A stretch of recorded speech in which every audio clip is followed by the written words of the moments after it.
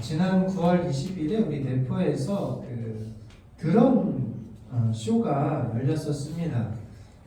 1200대가 동원이 됐다고 하더라고요. 지금 저렇게 하나하나 그려지는 저 라이트에 비친 저 하나하나가 다 드론이라고 합니다. 뭐 불꽃놀이보다 더 화려하고 움직임이 있는 부분들인 거죠. 기회가 되시면은 한번 동영상이 좀 많이 올라와 있으니까 보시면은 참 멋있고 그리고 굉장히 많은 발전이 있고 앞으로도 저렇게 드론에 의한 그런 행사나 일들이 많이 이루어질 거라고 생각을 합니다. 저 드론쇼를 보면서 느꼈던 부분이 뭐냐면 저 하나하나가 그렇게 아름답게 동선을 꾸미고 다양한 콘텐츠를 이루고 살아 움직이는 것처럼 많은 것들을 우리에게 보여주었었는데 중요한 것은 결국 저 드론들은 드론을 움직이는 사람에 의해 조종을 당하는 것입니다. 내가 저 아름다운 색깔을 드러낼 수 있는 드론 하나하나가 내가 저 충청남도의 그 시를 내가 이루고 싶다고 해서 될 수 있는 것도 아닙니다. 저것을 조정하는 자에 의해서 결국 저 하나하나의 드론들은 자기가 원하든 원하지 않든 그 동선대로 움직여서 결국에는 저 하나의 아름다운 콘텐츠를 만들어내고 움직이는 동영상처럼 드러낸다라는 것입니다. 나는 저 외곽에 그냥 뿔뿔이 흩어지는 작은 불빛이 되고 싶지 않아 그렇게 말한다 하더라도 결국에는 그 사람에 의해서 조종이 되었고 모든 드론들은 때로는 떨어진 것 같고 혼자 그렇게 등장하는 것처럼 보이고 맞지 않는다 할지라도 모든 부분들이 다 하나가 이루어져서 결국에는 아름다운 콘텐츠를 만들어낸다는 것입니다. 우리의 삶도 마찬가지입니다. 때로는 우리가 그리스도인으로서 세상 가운데 살아갈 때 우리가 정말 하나님의 자녀처럼 제대로 살아가고 있는가? 우리가 하나님의 축복을 누리며 살아가고 있는가? 그렇게 많은 고민을 하면서 내가 정말 신앙생활을 잘 하고 있고 때로는 힘들고 어려운 환경 가운데서도 내가 올바른 선택을 하고 있는가? 우리는 고민될 때가 얼마나 많이 있습니까? 그러나 하나님의 놀라운 뜻과 계획, 모든 것을 창조하시고 다스리시는 하나님께서 때로는 우리가 빠져야 될 부분에 있어서 때로는 우리가 등장해야 될 부분에 있어서 하나님은 다 조율하고 또 그것을 합력해서 자신이 원하는 뜻과 계획을 이루고 계신다는 사실입니다. 그러므로 오늘 우리가 주어진 상황, 환경 가운데 때로는 근심된 일이 있고 여전히 풀리지 않는 많은 기도의 제목들이 있지만 하나님께서는 그것까지도 붙드시고 결국에는 하나님의 뜻을 이루시는데 귀하게 사용하실 줄 믿습니다. 그러면 우리가 주목해야 될 부분은 무엇이냐면 당장에 우리는 저 드론에 주목을 하고 일어날 일들에 대해서 관심을 갖지만 그러나 그 너머에서 모든 것을 주관하시고 역사하시는 그 하나님께 우리는 초점을 맞춰야 될 줄 믿습니다. 하나님의 신실하심을 여러분 기대하시고 때로는 내가 뒤처진 것 같고 나만 풀리지 않는 것 같은 어려운 환경 가운데서도 하나님은 모든 것을 선을 이루셔서 아름답게 주의 영광을 위해 사용하시고 드러낼 줄 믿습니다. 오늘 우리가 다니엘서를 계속해서 살펴보고 있습니다. 이 다니엘서 7장 이후의 말씀 가운데 특별히 지난주에 이 네 바다에서 일어나는 짐승에 대한 꿈과 환상을 다니엘이 보게 되었습니다. 다니엘은요, 앞선 1장부터 6장까지의 모습을 본 모습과 이 7장 이후의 모습이 굉장히 많이 다르다는 것을 말씀드렸습니다. 1장에서 6장에서는요, 다니엘과 같은 뛰어난 사람이 없었습니다. 꿈을 말하지 않았는데도 꿈을 해석할 수 있었고 꿈이 무엇인지 맞출 수 있을 정도로 그가 해석하지 못했던 환상, 꿈은 하나도 없었습니다. 그런데 7장 이후에 나타나는 다니엘의 모습은요, 이전의 왕들과 다를 바가 없는 모습을 보이고 있다는 겁니다. 꿈을 꾸고 그것이 무슨 뜻인지 알지 못해서 번민하고 괴로워하고 때로는 하나님의 환상을 보고 죽은 사람처럼 되기도 하고 심지어 내가 이게 그 뜻이구나 확실히 알았다고 깨달았다고 장담하고 있었는데 하나님이 천사를 보내서 너 그거 아니라고 정확하게 내가 너를 깨닫게 하기 위해 천사를 보냈다고 하나님이 그렇게 말씀하시고 있다는 겁니다. 결국에는요 하나님께서 우리에게 말씀해 주시는 꿈이나 환상은요 하나님께 속한 것이기 때문에 우리가 자의적으로 해석하기보다는 하나님께서 말씀하신 대로 하나님께서 알려주신 대로 우리가 깨닫고 살아가야 된다라는 것을 우리들에게 말씀하고 있습니다. 이 내 짐승이 큰 바다에서 일어났는데 어떻게 등장하게 되었냐면 하늘에 내 바람이 쪼여져서 마치 큰 바다에 갇혀 있었던 그 짐승들이 큰 바람이 쪼여져서 그 바닷물이 갈라지면서 등장한 것처럼 드러났다라는 것입니다. 결국 이 모든 하늘의 큰 바람이 이 짐승들의 등장을 허락했다라는 겁니다. 그래서 결국 그들이 활동할 수 있었던 것도 하나님께서 역사하셨기 때문이라는 것. 그것을 우리는 깨달을 필요가 있습니다. 그래서 결국 이 네 짐승이 바다에서 등장을 했는데 오늘은 그 짐승들이 어떤 의미가 있는지를 우리가 함께 살펴보도록 하겠습니다. 4절 말씀 보시면 첫 번째 짐승에 대해 이렇게 이야기합니다. 첫 번째 짐승의 모습은 사자와 같은데 독수리의 날개가 있더니 내가 보는 중에 날개가 뽑혔고 땅에서 들려서 사람처럼 두 발로 서게 함을 받았으며 사람의 마음을 받았더라. 사자는 육식동물 중에 가장 강한 짐승이죠. 그런데 그렇게 강한 사자가 독수리의 날개까지 있습니다. 독수리는 하늘에서 가장 강한 존재 아닙니까? 안 그래도 강한데 독수리의 날개까지 달았으니까 이 나라는 엄청나게 강한 나라임을 지금 드러내고 있습니다. 그런데 보는 중에 날개가 뽑혔다, 힘을 잃어버렸다라는 거죠.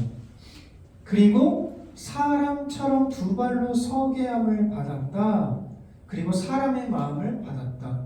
그가 이것은 짐승이었지만 사람처럼 서게 되고 힘을 잃은 이후에 사람의 마음을 받게 되었다. 그것을 지금 이야기하고 있습니다. 이것은 어떤 나라를 의미하는 것일까요? 아마도 바벨론을 우리는 의미할 수 있습니다.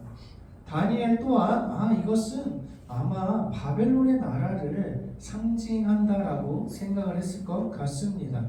특별히 힘을 잃었다가 이 짐승이 사람의 마음을 받아서 다시 회복되는 것, 이것은 느부갓네살의 모습이죠.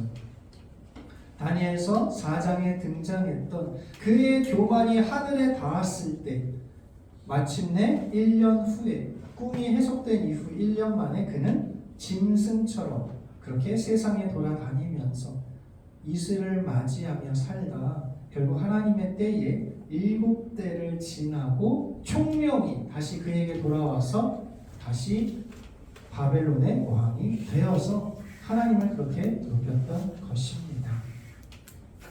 우리가 한 가지 생각해 볼 부분이 있습니다. 그게 뭐냐면요, 지금 다니엘서 2장에서도 지금 내 나라 광물에 대한 꿈을 하나님께서 허락하시지 않았습니까? 자료를 보시면 내 나라들에 대한 환상을 하나님께서 보여주셨었을 때 바벨론이 금으로 상징됐다는 겁니다. 가장 화려하고 멋있고 단단한. 지금 오늘 내 짐승의 환상 가운데서도요, 바벨론이 독수리의 날개를 가지고 사자 같다, 강한 나라로 지금 표현하고 있다는 겁니다. 근데 실질적으로는요, 바벨론보다 그 다음에 일어나는 제국들이 더 강하고 크다라는 거죠. 그 다음에 일어난 메데 바사 왕국은요, 바벨론보다 더 많은 영토를 차지했고 그 다음에 일어나는 헬라 제국 또한 더 큰 제국을 차지했습니다. 또한 그 다음에 일어난 로마 제국은요 거의 말할 것도 없죠. 전 세계를 거의 점령하듯이 했습니다.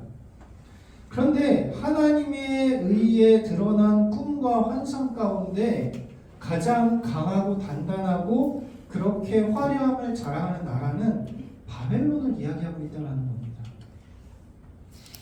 바벨론은요 70년밖에 되지 않죠. 메데 바사는요 거의 200~300년 동안 다스렸습니다. 로마 제국은요 동로마 소로마 분열돼서 소로마 제국만 하더라도요 500년을 다스렸습니다. 그럼 우리의 입장과 생각이 봤을 때는요 바벨론이 그렇게 강하고 멋진 나라라고? 오히려 로마 메데 바사보다 더 연약한 나라가 바벨론의 나라인데 하나님께서는 꿈과 환상을 통해서 바벨론이 가장 강하고 멋있고 단단한 나라라고 소개하고 있다는 겁니다. 왜 그렇게 설명을 하고 있습니까? 첫 번째는요, 지난번에 한번 말씀을 드렸었습니다. 하나님의 나라의 관점에 봤을 때 바벨론에서 로마에 이르기까지 점점 더 하나님의 나라가 약해지는 모습을 보이죠. 느부갓네살은요 하나님을 온전히 고백하고 찬양하고 모든 조서를 내릴 만큼 그렇게 하나님의 나라를 선포했던 왕이었습니다. 메데 바사도 다리오 왕 때, 바사 왕 고레스 때에는 하나님을 높이고 찬양을 하죠. 그러나 그 다음에 헬라 제국, 로마 제국에 이를 때에는 오히려 더 약해지는 모습을 볼 수 있습니다. 또 하나는 어떠한 이유가 있냐면 이 바벨론은요 하나님께서 그렇게 사랑하시고 금처럼 귀하게 사용하시고 많은 은혜를 허락하신 나라라는 것을 지금 보여주고 있다는 겁니다. 느부갓네살은요 다니엘서 우리가 1장에서 4장까지 보셔서 아시겠지만 하나님의 놀라운 기적을 얼마나 많이 경험했습니까?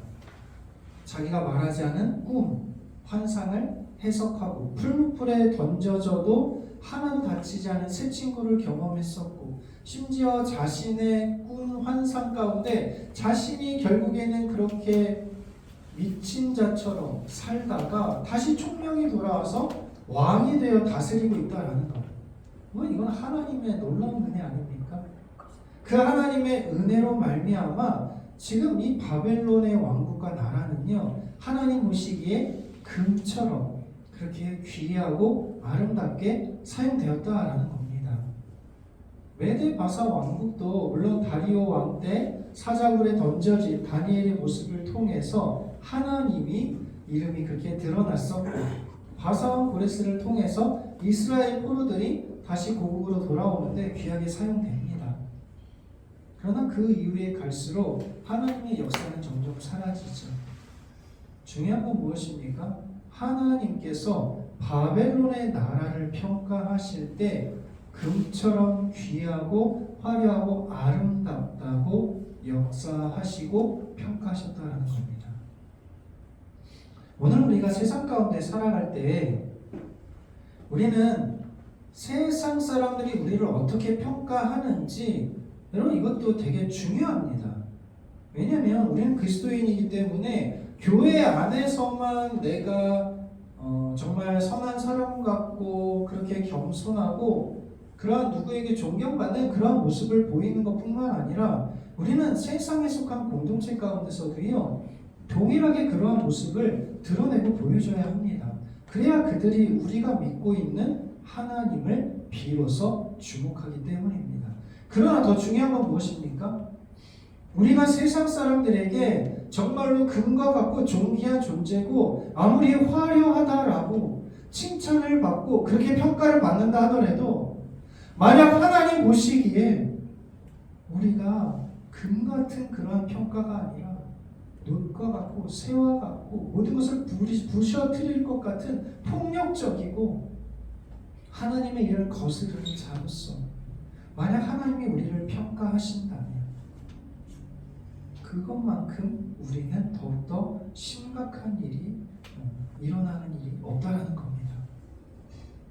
우리가 비록 세상 가운데 조금만 부족해도 하나님의 평가 가운데 너는 존귀한 자이고 황금과 같고 내가 너를 그렇게 귀하게 쓰기를 원해. 만약 하나님께서 그렇게 평가하신다면 그래도 그것이 더 낫다라는 겁니다. 그런데 우리가 살아가면서 우리가 믿는 자로서 세상 가운데서도 빛과 소금 역할을 감당하며 그렇게 많은 사람들에게 인정받는 삶을 살았지만 그러나 정작 하나님께서 우리를 평가하실 때는 그렇게 평가하시지 않는다면 내가 너를 버리고 싶고 그냥 부셔버리는데 심판하는 도구로만 사용하고 내가 너를 존귀한 자처럼 사용하지 않기를 원하신다면 우리는 지금 신앙생활을 잘못하고 있다라고 생각할 수 있습니다. 조금은 부족해도 그러나 하나님 보시기에 정말 너는 내가 금과 같이 귀한 존재로 사용되기를 원하고 내가 너를 그렇게 생각한다고 하나님이 말씀하신다면 우리는 그래도 그러한 삶을 살아야 되지 않겠습니까?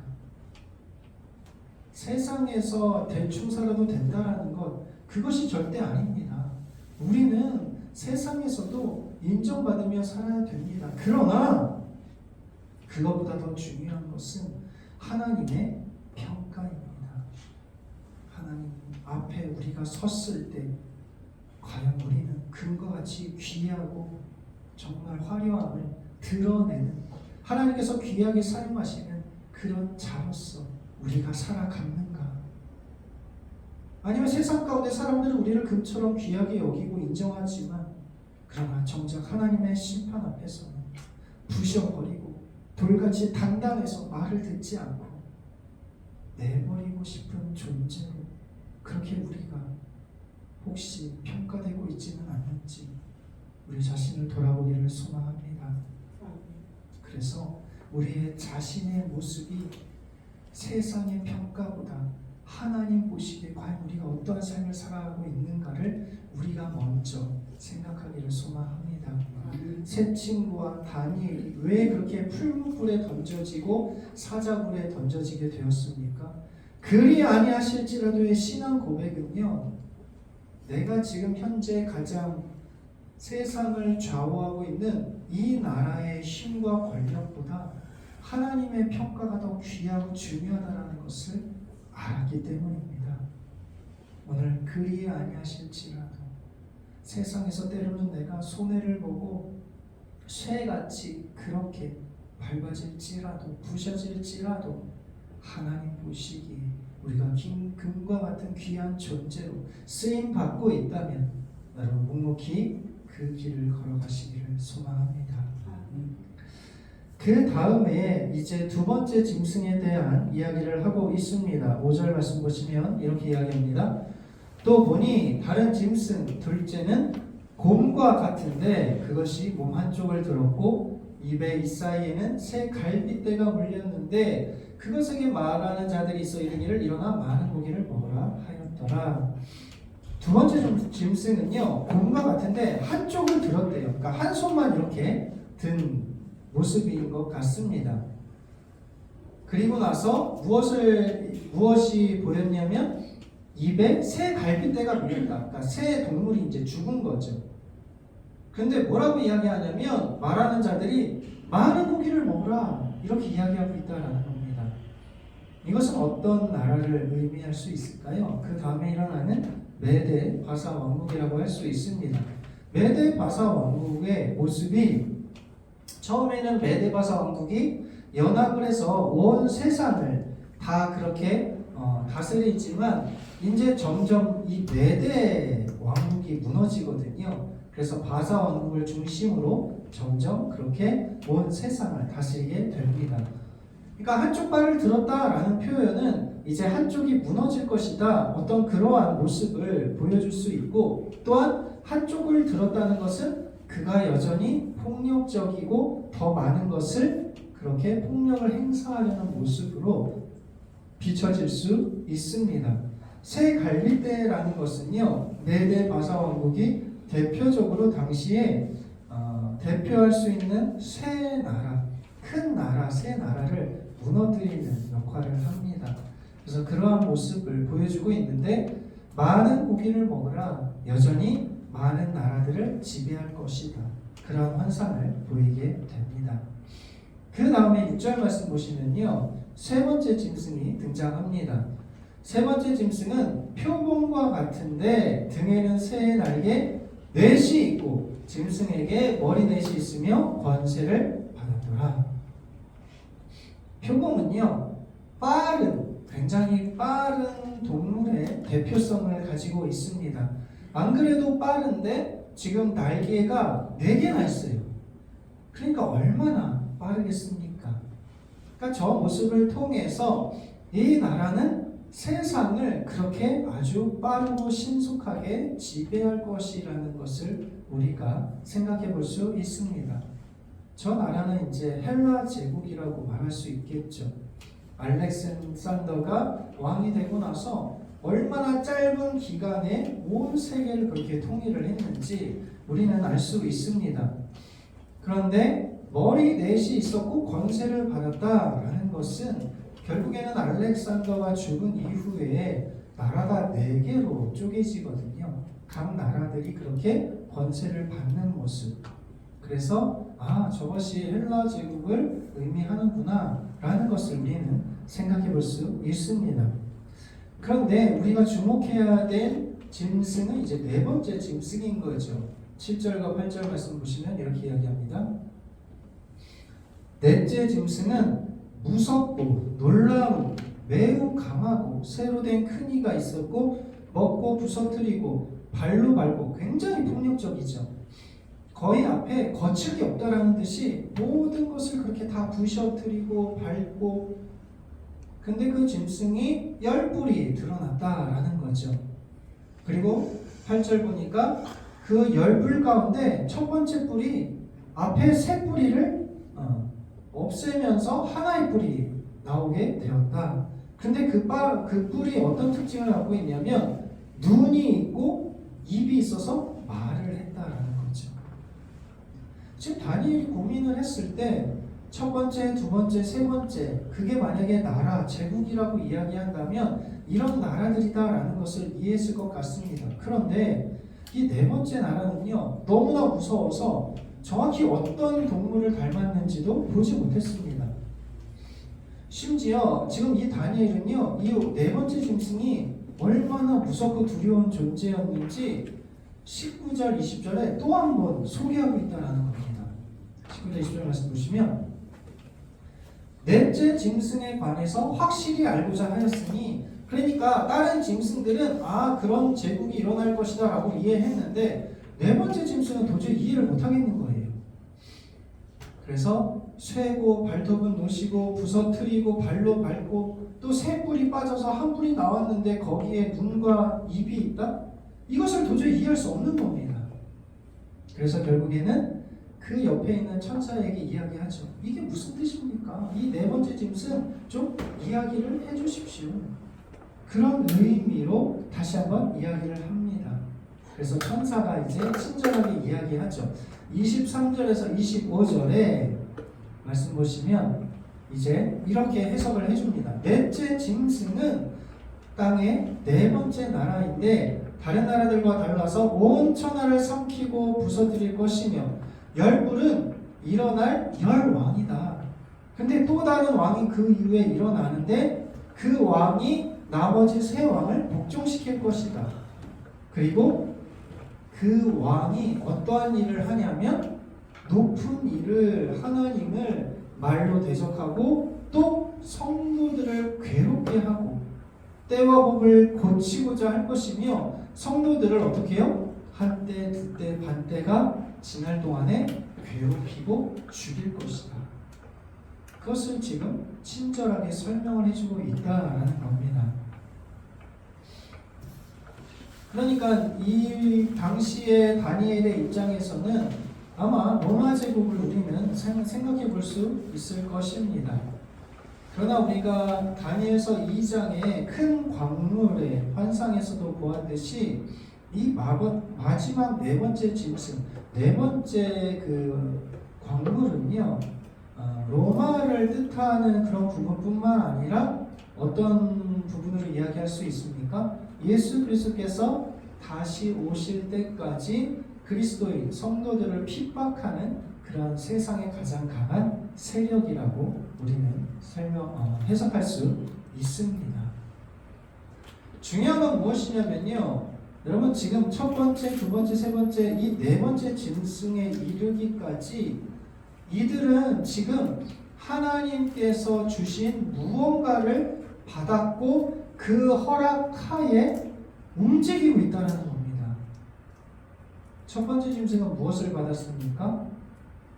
첫 번째 짐승은 사람처럼 두 발로 서고 사람의 마음을 받았습니다. 두 번째 짐승은 무엇을 받았습니까? 많은 고기를 먹어라. 세 번째 짐승은 권세를 받았더라. 네 번째 짐승은 무엇을 허락받았습니까? 한 때와 두 때와 반 때 동안에 성도들을 괴롭힐 수 있고 대적할 수 있는 그 시간을 허락받았습니다. 세상의 나라들은요, 마치 자기들이 온 세상을 다스리고 주관하는 것처럼 그렇게 깡깡거리고, 그리고 그 세상의 이치와 대세를 따라야지만이 우리가 살아갈 수 있을 것처럼 이야기합니다.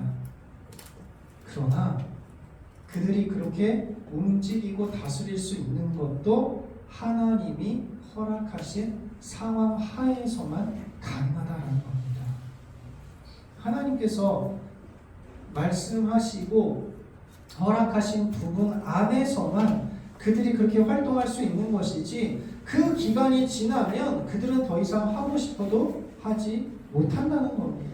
그들이 다른 일을 하고 싶어도, 또 다른 더 많은 것을 하고 싶어도 하나님이 허락하시지 않으면 결국 그들은 그것까지밖에 할 수 없다라는 겁니다.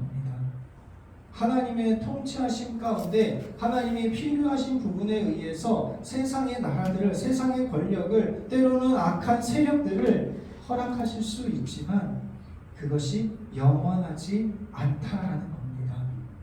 여러분, 세상에 가장 강한 사단의 무기가 무엇이었습니까? 죽음 아닙니까? 죽음. 그런데 그 죽음도 결국엔 예수 그리스도께서 오셔서 죽음을 이기심으로 말미암아 더 이상 큰 힘을 발휘하지 못하게 되었습니다. 그러니까 사단은요, 지금의 현재 그렇게 우리를 좌지하고 무너뜨릴 수 있다라는 그런 악한 세력들은 하나님이 허락하신 그 범위 안에서만 우리를 넘어뜨리고 무너뜨릴 수 있다는 겁니다. 그렇기 때문에 우리가 힘들고 어려운 환경 가운데 우리를 괴롭히고 있는 일들이 영원하지 않다는 겁니다. 예수 그리스도의 그 사랑이 우리를 붙드시고 우리를 구원하셨기 때문에 우리가 잠깐 괴로움을 당할 수 있지만 그것은 잠깐인 것이고, 마침내 하나님의 구원의 때에 우리의 삶의 문제가, 우리의 영혼의 구원이 온전하게, 완전하게 이루어질 줄 믿습니다. 모든 세상은요, 다 하나님의 계획 가운데 그렇게 지금 펼쳐지고 있는 것입니다. 한 가지 우리가 조심해야 될 부분이 있습니다. 뭐냐면 하나님은 우리를 기계처럼 짓지 않으셨다라는 거죠. 자유의지라는 것을 주셔서 안타깝게도 우리는 하나님을 선택할 수도 죄를 선택할 수도 있다라는 겁니다. 나의 믿음이 연약해서 내가 세상의 죄의 유혹에 넘어지고 세상의 핍박에 무너져서 세상 가운데 타협하며 살아갈 수 있다라는 거죠. 내 욕심에 의해서, 나의 죄의 유혹에 의해서 내가 죄를 짓고 하나님을 배신하고 그 결과 내가 고통을 당하고 가정이 깨지고 많은 사람들에게 멸시와 조롱을 당하는 그러한 암흑의 날, 어둠의 날들이 우리에게 닥칠 수 있는데 그건 하나님의 계획이 아니라는 겁니다. 하나님은요, 악을 미워하시는 분이시고요, 하나님은 언제나 선하신 분입니다. 그런데 그 선하신 분이 우리가 죄 가운데 그렇게 가도록 허용하시는 거죠. 자유의지를 가지고 너에게 선택할 수 있는 권한을 주셨는데 그거를 우리가 하나님이 아닌 나의 죄를, 세상의 유혹을, 내 욕심을 선택한 거죠. 그래서 결국엔 내가 어려움을 당하고 재산을 잃고 가정이 깨지고, 그런데 그것까지도 하나님께서 이루신 것이라고 말하면 안 된다는 겁니다. 하나님께서 행하시는 일들, 우리가 정말 하나님 보시기에 떳떳하고 우리가 죄의 유혹에 넘어가지 않고 어떻게든지 하나님의 나라를 주를 위해 살아가려고 몸부림칠 때, 그때 찾아오는 환난, 핍박, 어려움, 여러분 그것까지도 하나님께서 선을 이루시고 마침내 구원하실 것입니다. 그러므로 여러분 모든 일들 가운데 다 하나님께서 하실 것, 물론 맞습니다. 그러나 나의 죄에 대한 부분, 내 욕심으로 인해서 그런 악한 것을 선택했을 때 찾아오는 어려움들은 우리 스스로 감당해야 된다는 겁니다.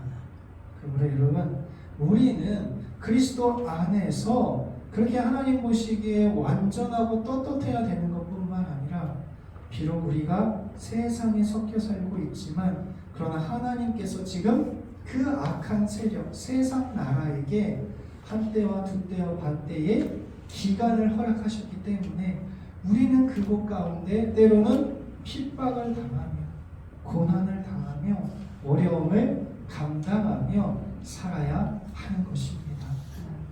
그것은 영원한 것이 아니기 때문에, 아주 잠깐뿐인 것이기 때문에 우리는 하나님의 구원하심을 기대하면서 힘들고 어려운 이 세상 가운데 온전히 살아가야 될 줄 믿습니다. 사랑하는 성도 여러분, 오늘 우리의 삶 가운데 과연 하나님께서 언제나 함께하고 계시는가? 그런데 내가 세상의 죄의 유혹에 넘어지고 나의 욕심에 무너질 때 하나님은 근심하며 나와 함께하고 싶어도 함께하지 못할 때가 많이 있다라는 겁니다. 여러분, 내 죄가 깨달아지십니까? 그러면 그 죄를 깨닫고 하나님께 한 걸음 더 가까이 나아가십시오. 하나님과의 관계를 회복하십시오. 그러면 세상의 핍박, 세상의 고난을 이길 수 있는 힘을 하나님이 허락하실 것입니다. 그러나 우리가 더 많은 욕심을 내고자, 이 세상에서 좀 더 편안하게 행복하게 살고자 우리가 타협하며 내 욕심을 부리며 내가 높아지려고자 한다면 결국 그에 대한 대가를 우리 스스로 지게 될 것입니다. 오늘 우리에게 있어서 힘들고 어려운 환경, 여전히 풀리지 않는 간절한 기도의 제목들이 있으십니까? 과연 그것이 나에게 어떻게 찾아왔는가를 우리는 냉정하게 판단할 필요가 있습니다. 나의 죄 때문인가? 나의 욕심 때문인가? 아니면 주를 위한 거룩한 그러한 고난인가? 만약 정말 내가 주님을 뜨겁게 사랑하고 주님을 위해 내가 현재 당하고 있는 어려움이라면 하나님은 정하실 때에 우리를 구원하시고 다시 회복시켜 주실 줄 믿습니다. 그럼 죄와 싸우시고 죄의 유혹을 이기시고 정말 하나님 보시기에 금과 같은 그러한 평가로서 하나님의 존귀한 자로 주의 영광을 위해서, 주의 나라를 위해서 귀하게 쓰임 받으실 수 있는 저와 우리 교회, 우리 가족, 우리 공동체 되기를 주의 이름으로 축복합니다. 말씀을 정리합니다. 바벨론은 세상에 그 다음에 일어나는 그런 나라들보다 결코 크지 않습니다. 강하지 않았습니다. 하지만 하나님께서는 바벨론을 금과 같고 그렇게 사자 같고 도수의 날개를 단 것처럼 평가하셨습니다. 오늘 하나님이 우리들을 어떻게 평가하고 계십니까? 무너뜨리고 그리고 그냥 버려버리고 싶은 그런 자로 우리를 사용하시고 있는, 아니면 세상에서 우리는 조금 부족하지만 하나님이 금처럼 귀하고 존귀하고 화려하게 평가하고 계십니까? 정말 우리가 그렇게 살아가고 있다면 여러분 잘하고 있는 겁니다. 세상의 권력 너머에서 모든 것을 주관하고 다스리시는 그 하나님께서 우리를 어떻게 평가하실지를 우리가 바라보시면서 하나님이 원하시는 뜻대로 귀하게 쓰임받기를 소망합니다. 내 짐승들이 큰 권세를 힘을 가지고 온 세상을 지배하지만 그러나 하나님이 허락하셨기 때문에 허락하신 만큼만 다스릴 수 있다라는 겁니다. 우리에게 다가오는 환난 어려움은요, 주님이 말씀하셨기 때문에 당연한 거예요. 그러나 영원하지 않습니다. 이 모든 일을 주관하시는 그 하나님께서 우리를 붙드시고 우리를 구원해 주실 줄 믿습니다. 현재의 세상 가운데 죄의 유혹에 우리를 무너뜨리는 세상의 권력 앞에서 여러분 그 너머에서 모든 것을 주관하시는 그 하나님을 붙들고 승리하기를 소망합니다. 그리고 그 고난의 때를 이겨내고 마침내 하나님께서 영광 받으실 것을 기대하면서 이번 한 주간